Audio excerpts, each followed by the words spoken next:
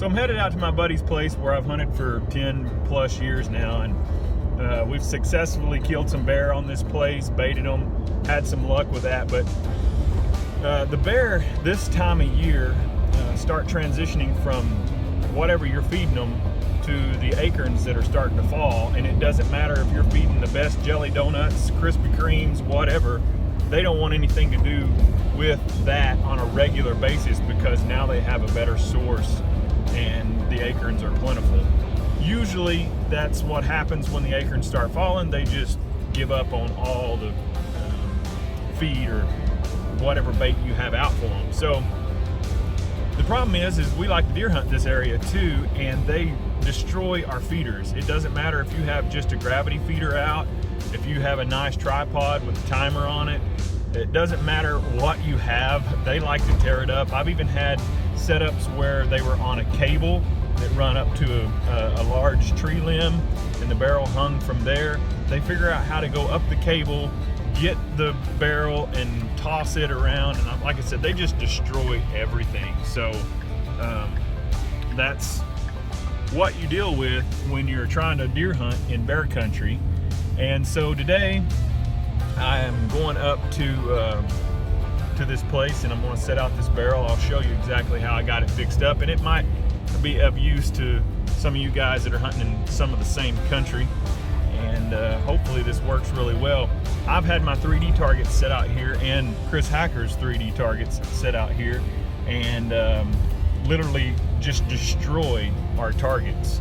These bear just, I've said one time before, I really feel like we should just set 3D targets out to bait the bear because they eat them. I mean, it's just ridiculous how they tear them up. So anyway, I'll show you this in just a little bit.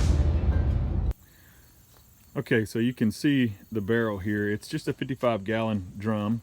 The old feeder we had here was the Primos feeder. It was a collapsible barrel. It actually worked pretty good, but again, the bear just take it and roll it around, throw it around, do whatever. So I've taken this barrel and I've cut about a 3.5-inch hole on the bottom, about 1.5 inches to 2 inches tall. I've done it on both sides of the barrel, 180 from each other. Obviously, got a barrel ring and a lid, a nut and a screw that goes down on top of the barrel.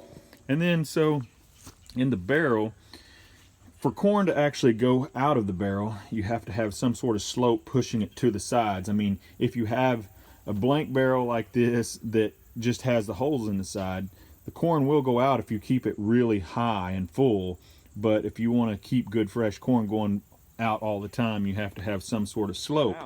Well, and so what I'm going to do is dig a hole here in the ground, just right here in the ground, and I'm going to pour concrete just out of Quikrete and put a piece of all thread that runs up and out of the concrete and secure that all thread in there good. And then it's going to come up out of this hole, and I'm going to put a nut, a washer and a nut right here.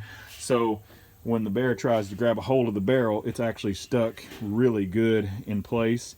The barrel already weighs almost 100 pounds just from the rocks and the concrete that I put in there to fill up the space around the wood, so the corn will actually go out and not just get underneath the wood here. So anyway, I'll show you what it looks like here in just a little bit, even better.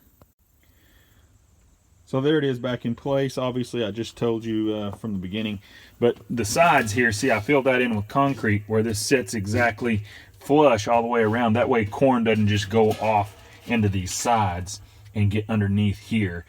If I would have been a little bit better at cutting, I could have cut that curve with a jigsaw and then fit it where the wood actually fits tight down in here. But honestly, I needed the concrete in here anyway to just make the barrel heavier so they can't throw it around as easy. So time to get to digging a hole.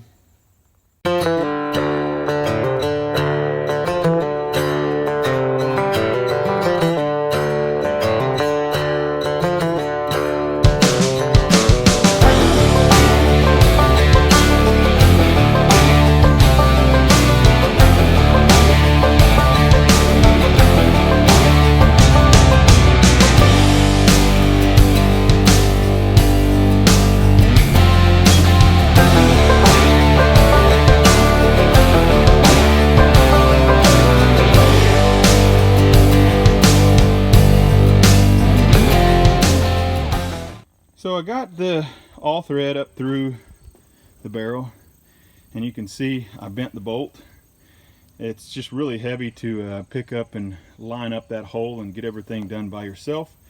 Would have been actually pretty handy if I'd have had somebody else to help me, or maybe even just a few blocks out here that I could have set the barrel on and kind of lined it up a little bit better, and then ease my way you know, down onto the bolt. But either way, it's in there. It's I'll tighten it all the way down here in just a second, but it's plenty good. Even if I left it right there, that would be good enough, because with the concrete in the ground and the all thread down in the concrete, which by the way, you see a nut and a washer on this end. There's also a nut and a washer on the other end of the all thread to keep it from coming up through the concrete. So like I said, you know, you're just pouring a little bit of concrete here. It's not like you're pouring a footing or whatever. So just regular Quikrete, just mix it in with a little water and stir it up. And really, for that matter, you can take Quikrete and just pour it in a hole, and in this area the moisture just from the ground will get that stuff hard in not too awful long a time. But I wanted to speed it up, so I put a little water on it.